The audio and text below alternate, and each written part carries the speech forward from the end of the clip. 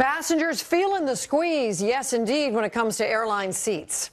Now Congress may be doing something about that. Consumer reporter Susan Hogan is working for you with a look at the potential impact. Well, this is the case of the incredible shrinking airline seats, something, of course, we all can relate to.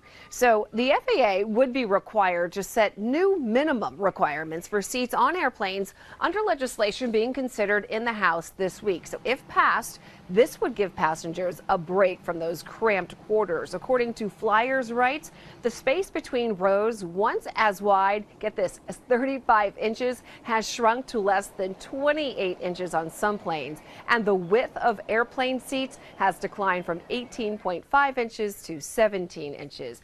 And the airlines are saying they've done this to increase the amount of seats on airplanes to keep costs down low for us. We'll, of course, keep you posted on what happens in Congress this week. Back to you.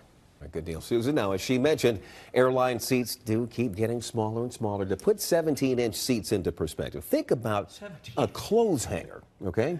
Yeah, an average clothes hanger is 17 inches wide.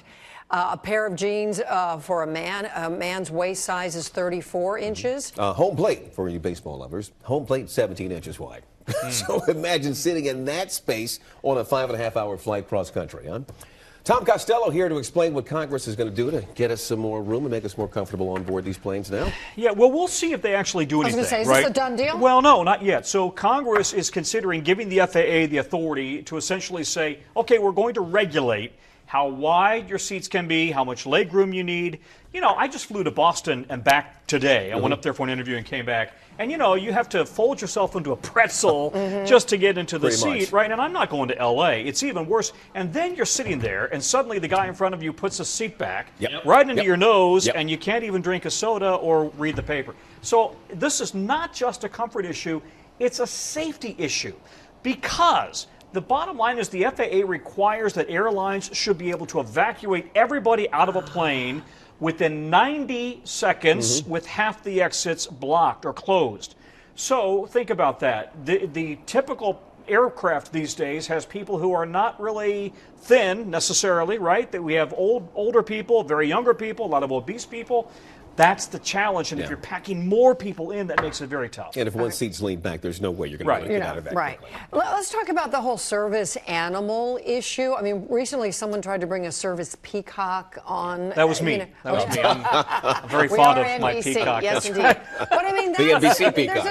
There's a certain point where you just think this has gotten absurd. How do they make sure that this is actually a needed animal? Well, I think the general view is it has gotten absurd, and you can actually go online and fill out forms that claim that you have a psychological need for this animal, and some doctor, quote unquote, will actually sign off online. Listen, everybody knows this has become a scam, so now the Congress wants to give the FAA the authority to at least look into regulating this, but in the meantime, the airlines are now starting to clamp down and saying, enough's enough, right? We just can't allow peacocks and boa constrictors and alligators or whatever, you know, that you want to be your service companion. Right. What about cost if they do end up giving us a little more leg room? And I mean, airlines say the reason they're packing everyone in now is to make this cheaper to fly. Well, let me just say, if this happens, here's a lot of caveats.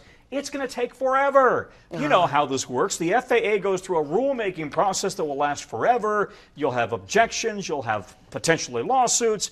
Then the airlines will counter it. I mean, by the time this actually happens, I suspect we could be talking years down the road, and they will not make this retroactive. This will be for the new aircraft that roll off the assembly line. And by that time, our cars will be flying. That's right. So we don't have to worry about taking it. And you can ride in your car with your comfort boa constrictor, okay? Thank you, Tom. Thank you, Tom. Okay. Tom will have much more coming for you tonight on NBC Nightly News with Lester Holt at 7 o'clock, right after this broadcast.